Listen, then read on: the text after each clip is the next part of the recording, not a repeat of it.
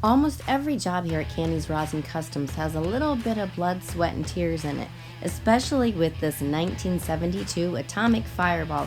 That's right, guys. Check out this Nova. You've likely seen myself or Roth McCrea driving this beautiful car, especially in the local parade that just happened last week.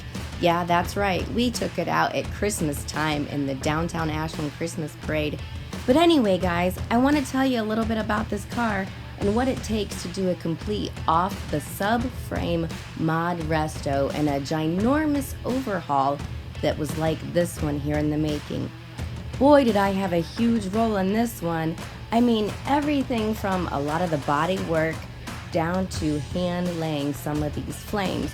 Of course, I didn't paint it, but our painter, Thomas Thompson, came in and laid down some beautiful matrix and house of color.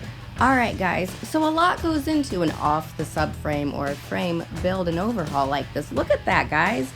Okay, so we do everything. We remove all the chrome, we remove all the glass, we take everything off, strip it all the way down. I gotta know every single skeleton in our body.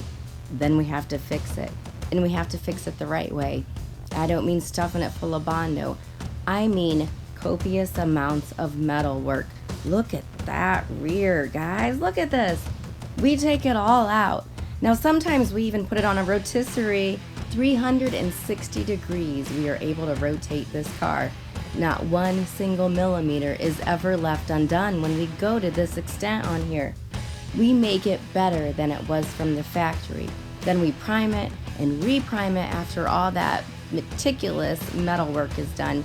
All the hand blocking, the cut-in, the wet sanding, more wet sanding, and then we paint it. With the case on the atomic fireball, we actually took it to Roadkill Nights for the Tom Bailey event before we had it completely wet sanded, but we couldn't turn down the chance to go up to Pontiac, Michigan.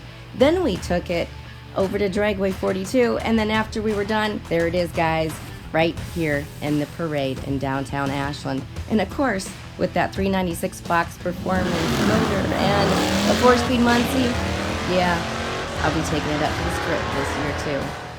Alright guys, this is just a tiny amount of what it takes in one of these builds.